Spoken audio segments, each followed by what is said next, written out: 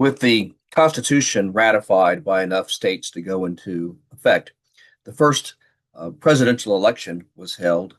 69 electors voted. They came from only 10 of the 13 states. Two had not yet ratified the Constitution. A third, New York, was still in too much sort of political disarray in order to put together delegates that could vote in the election. But all delegates that assembled voted in favor of Washington. He's the only president to this day to receive a unanimous vote in the Electoral College, and that happened again in 1792 when he was reelected. In passing, it's worth noting that in some states, white males with property were allowed to vote directly for electors. In other states, the state legislatures designated the electors that would select the president. So you're dealing with a system that is far from democratic. We have a republic, but not yet democracy. So Washington is inaugurated on April 30th, 1789, and he established a number of precedents for what a president should and should not do. And among the first of these precedents was decorum. The second one was he had first to have a cabinet, and he was the first to observe a two-term limit voluntarily. We'll get to that in a bit. But in terms of the cabinet, the Constitution contemplated that a president was going to have chiefs of department. That was clear. But it was Washington himself that created a cabinet as such in the modern sense that we understand it. And two of his most important, in fact, I would say his two most important cabinet members were Alexander Hamilton and Thomas Jefferson. And I thought I'd take a look up their ages. At the time of Washington's inauguration, Jefferson was 46 years old, pretty young guy. Hamilton was only 32 years old, and there were a number of sort of founders who were in the 30 to 40-year-old range. So we're talking about a very young group of people playing central roles in the American political system. And that's really in contrast to the way things are October 1st, 2025, which is the day that I'm lecturing or preparing this particular segment of the lecture presentation, when there are concerns about the number of representatives and senators and so forth, and even the president who are older, what's called a gerontocracy. And there's nothing wrong with being old. I'm 65 years old. I'll turn 66 pretty soon. In fact, a week from today.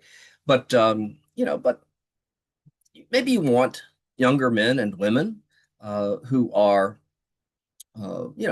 just kind of more in touch with the way that things are today, more energetic, who have a different way of looking at the world. Maybe it's time for the older generation to kind of let go a bit and allow a younger generation to come to the fore.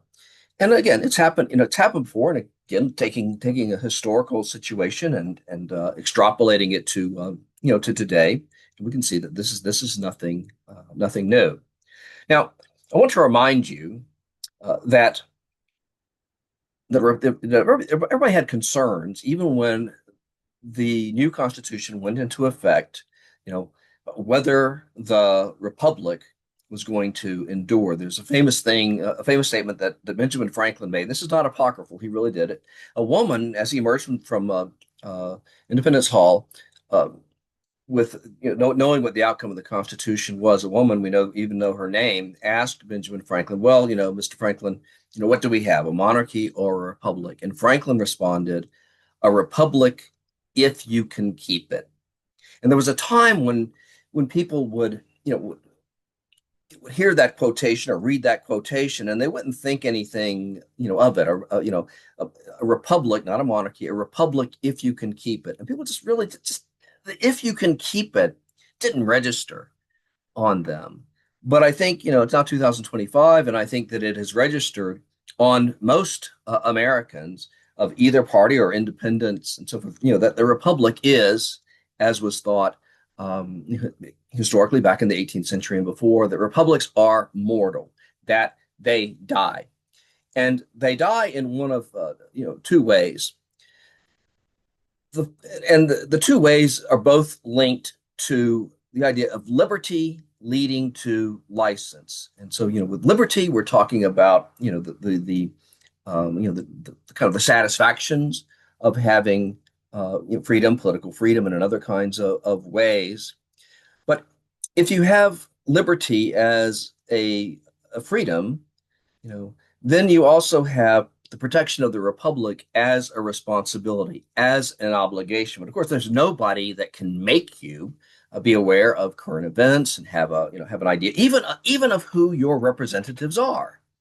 I mean, you might be able to name the U.S. senators, the two U.S. senators in Ohio, if you happen to come from Ohio. You might be able to name the U.S. representative from your congressional district. How many of you know the name of your state senator? How many of you know the name of your state representative? And there are any number of people who are elected and have some say so over your life, the life of your family. I have a daughter that I'm care about and are concerned about. All these people have a say so in my life. Do I even know who these people are? And if I do know their names, do I know anything about them? Well, a lot of Americans would, if they were honest, and many Americans are, would say, "Well, I really don't know," and that's fine. But they say, "I really don't know, and I really don't care."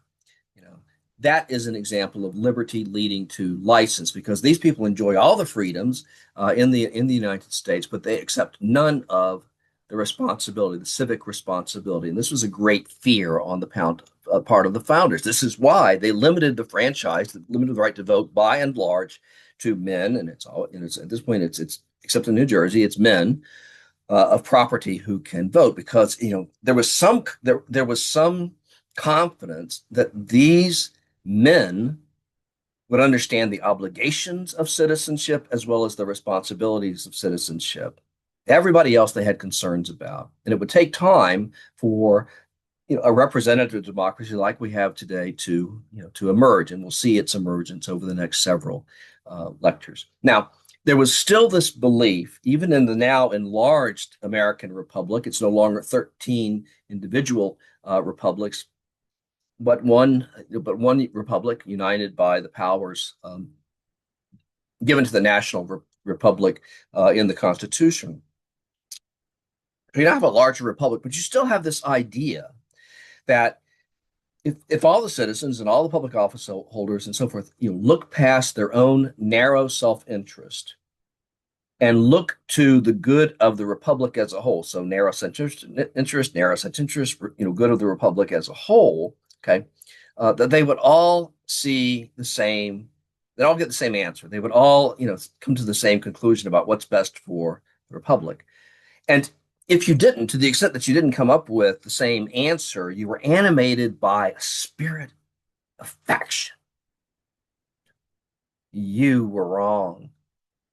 You were volitionally, you could see what was best for the republic, but you were volitionally following, your own self-interest. And so are people, around you. You are all exhibiting a spirit of faction. There was as yet no understanding of political parties in the sense of a loyal opposition. And that is even an idea that has returned today, that there are sort of many people who are the most politically engaged who see the other political party as the enemy. They don't see them as a loyal opposition. They see them as an enemy. And then there are a lot of Americans, in the middle. They've been called the exhausted majority, who are just so tired of this hyper partisanship that they have largely just kind of checked out. It is just too emotionally exhausting. And we can understand that.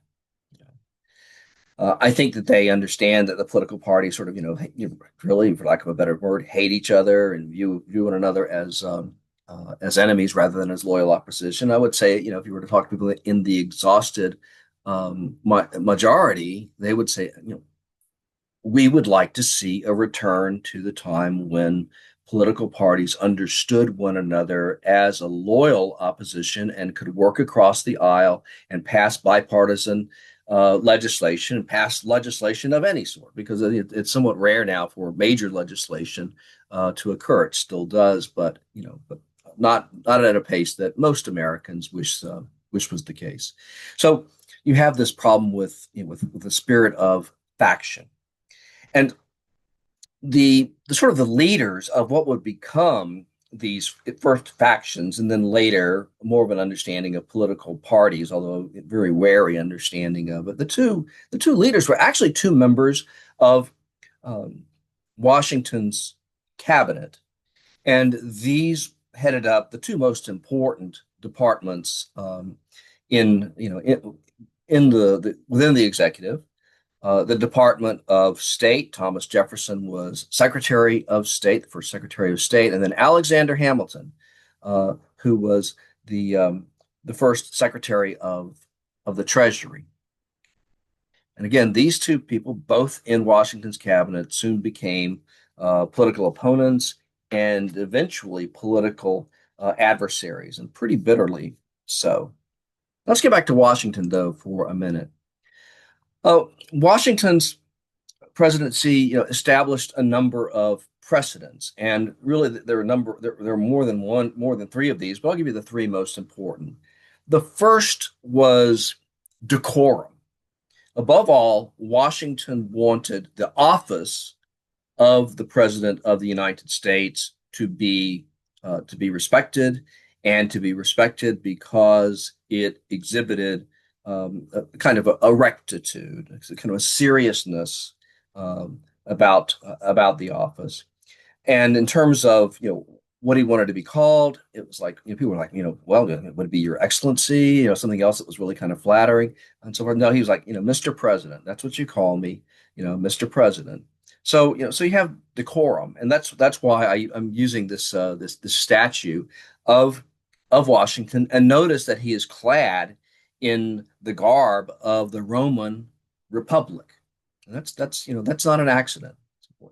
Again, Washington also created a cabinet, and the Constitution contemplated, chiefs of departments. It was clear that no president could do all the work on their own, and they contemplated some kind of, um, you know, getting together of these departments. But in terms of a body that Washington sort of consulted with on a regular basis, a cabinet, in the modern sense of the word, it was Washington who created that. And incidentally, then as now, these members of these cabinets and so forth had to be confirmed by the U.S. Senate. Something else that Washington established, that every president until Franklin Roosevelt followed, was a two-term limit. Indeed, there was a time in the 19th century when a single term was considered to be optimum. But there were some presidents who didn't even run for reelection. But those who did and who won observed a two-term limit. Sometimes that was because the two-term limit was enforced by a bullet in the back of the head, as with Abraham Lincoln. Too soon? Well, anyway. But most of the time, these presidents stepped down voluntarily. When FDR ran for a third term in 1940, it was unprecedented. Some people were like, is this really the way we want our republic to be? Having someone who could run for a third term, a fourth term, which FDR did. He ran for a fourth term and won in 1944, and then he died in April 1945. Had he lived, would he have run for? He was only 62 years old. Had he run for a fifth term, would he have gotten it? Possibly. Could he have ended up becoming sort of president, for life? I mean, theoretically, yeah, it was actually possible if he got, reelected enough. But after FDR, died, another amendment to the Constitution was amended in such a way that that it was part of the Constitution that a president could serve no more than two terms in office. So that was a precedent established by Washington that was eventually codified into a constitutional amendment.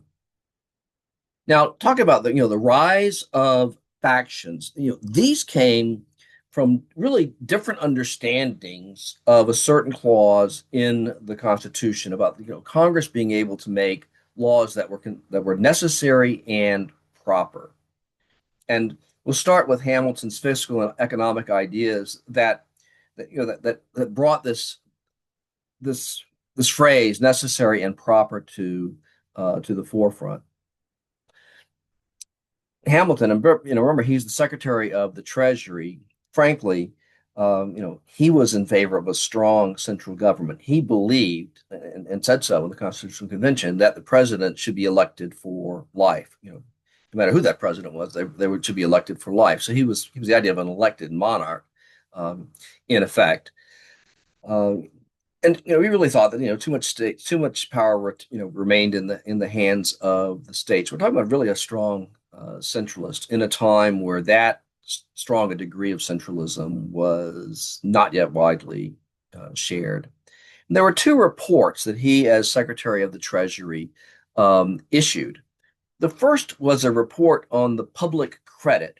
This came out in 1790. And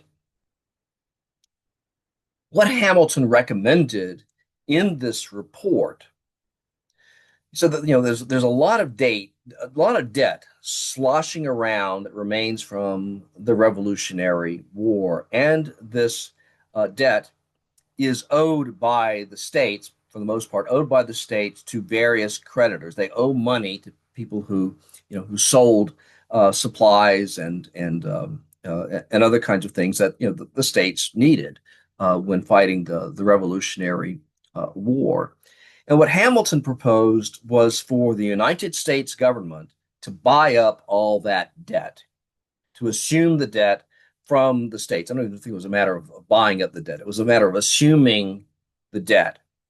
Okay. And so the United States would now pay those creditors off. And there are some ins and outs of this that are fairly intricate, but the bottom line is Hamilton wanted to do it because he knew that the people who held this debt at this point were by and large wealthy men. And if the United States government owed them money, these wealthy men had an incentive to support the United States government. You see how that works? Okay. So he thought it would lead to a stronger government, because it would have the backing of the wealthy. The second thing that he came out the following year was a report on manufactures. And the bottom line with this was that he basically said, this country, the 13 states, now the United States under the constitutional dispensation, import too many finished goods from other countries, particularly Great Britain. This is a leftover from the colonial times when it was British policy to discourage manufacturing in the colonies. But now you're dealing with an independent country and with states. And so what Hamilton proposed was, we need to protect domestic manufacturing in this country. And so he made a number of suggestions about how the government could help with this. But one of them was, to increase what we now are calling a tariff, or what you could call a customs duty, or whatever, on good. You could increase this tariff on goods coming from outside the country to make these goods artificially more expensive than goods that could be produced domestically by factories that were up and coming and so forth, and could not yet compete head on with Great Britain and other countries. And of course, what this meant was that if you bought goods from overseas, then you're going to pay the buyer who's going to sell things on, you were going to pay more money for it. And then there were places where manufacturing went on the most, New England and so forth. And in the South, you didn't really like the idea of having to pay more for goods that were being imported into the country. What you wanted, it was going to be almost as expensive to get goods from the Northeast. What you wanted to have was, remaining low tariffs. And in any event, whether you liked it or not, you're talking about a major intrusion by the federal government, into the economy. In fact, both of these are really intrusions into the economy to different ways. Well, did you like this idea? I mean, these things basically lead to a stronger central, government. Do you like that? Well, the Jeffersonian response, and what I mean by Jeffersonian would be Jefferson and those who agreed with him politically, was that no, I mean, what we want are only laws passed that are necessary. There's this proper thing and so forth, but we don't interpret proper the way that Hamilton interprets proper. Proper, from Hamilton's point of view, proper is like, is are laws that are passed in the best interest of the country. And the Jeffersonians were like, no, no, no, we want limited government. Particularly at the federal level, states, maybe not so limited, but there's a philosophy of limited government even at the state level. We don't want to have a strong federal level. So you get this tension between the two factions quite early on. And the what emerges from these two factions are the Federalist Party now. Okay, we're using Federalist now in a different sense than those voting in favor of the Constitution. Now we're talking about they've sort of taken that name and now they're using it as a word for their party. Ultimately, as these things emerge, and so they're the Federalists. They're led by Alexander Hamilton. There's another party, and this is where things get really confusing. They call themselves the Republican Party, no relation to the Republican Party as it exists today. They were led by Thomas Jefferson, and they believed in limited government.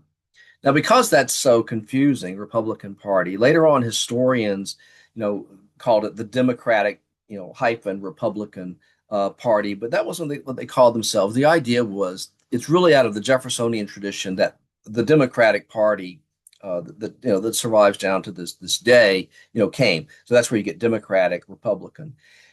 Again, this is a survey course. So Federalist, I think you can handle. If you want to say Hamiltonian, that's fine. But as far as Democratic, Republican, or Republican, or whatever, just don't worry about that. Just think in terms of the Jeffersonians. Okay. Now, the first real test of the new federal government and its ability to deal with internal rebellion, really, like Shays's rebellion, was in 1794. So Massachusetts, they were on their own. The Massachusetts government was on its own in terms of dealing with Shays's rebellion. The Whiskey Rebellion occurred in Pennsylvania, but the Pennsylvania government was not on its own in terms of dealing with it. Indeed, most of the militia that got called into service, and the laws that came out of the Constitution, allowed for the president to mobilize the militia of any state for a period of 90 days, when combinations too powerful to suppress by ordinary law enforcement, came into being. Washington used 13,000 militiamen, mostly from Virginia and Maryland, to quell this rebellion, the Whiskey Rebellion, out in western Pennsylvania. And you're like, Whiskey Rebellion, what was that all about? Well, briefly, out in western Pennsylvania, there were farmers that grew a great deal of corn. Now, you couldn't transport just corn across the Allegheny Mountains, to markets in the east at a cost that would justify it. But one of the things you can make from corn is whiskey. You can ferment it, and then you can distill it, and then you can end up with corn whiskey. A lot of whiskey today is made from corn. Bourbon is made largely from corn, for example. And so the farmers made this. They also use this whiskey as a kind of currency between them. So that you buy goods from somebody and you give them a quantity of whiskey in response. And and your view would be, well, what makes this a problem? Well, what makes this a problem is that Hamilton, as Secretary of the Treasury, had gotten through Congress, several pieces of legislation. The first one had to do with, the United States getting its income from customs duties, and these were, low-level taxes that were placed on incoming goods. So if you bought something from overseas, your merchant, you buy something from overseas, you pay a tax on it when it arrives in this country, and then you pass it on. And the tax was really a good chunk of the federal government's revenue. Another source of revenue for the federal government that was true for a long time was that there were lands that were not yet states, and so they belonged to the federal government, not to themselves and not to any other state. Um, and these you know and these as these the lands in these territories got sold to buyers, um, obviously, the federal government, got the proceeds, and that was another major source of wealth. But Hamilton felt like the federal government needed even more wealth, and so he promoted and got passed into law a number of excise taxes, including a tax on alcohol, and we still have these taxes today. They're levied at a state level, but when you buy a bottle of whiskey, or when I buy a bottle of whiskey, I don't want you guys mostly buying bottles of whiskey at this point. I'm paying for the cost of the whiskey, yes, but I'm also paying an excise tax on it. Well, the farmers in Western Pennsylvania did not like this excise tax at all.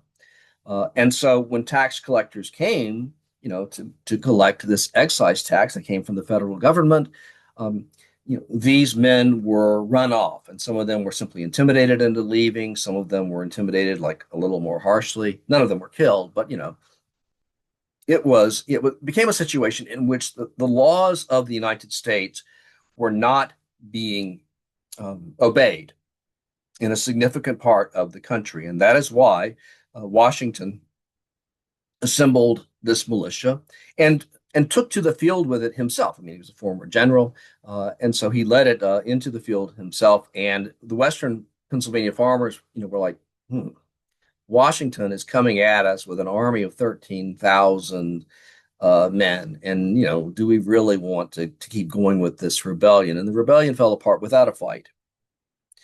So it was a successful show of force by the federal government and a demonstration that the federal government was able um, to protect itself, from internal rebellion, and that if liberty led to license, and really you could look at the farmers as embracing the liberty that the constitutional arrangement gave them, but feeling that they had the license to disregard a law passed by a constitutionally created Congress. That's liberty leading to license, arguably.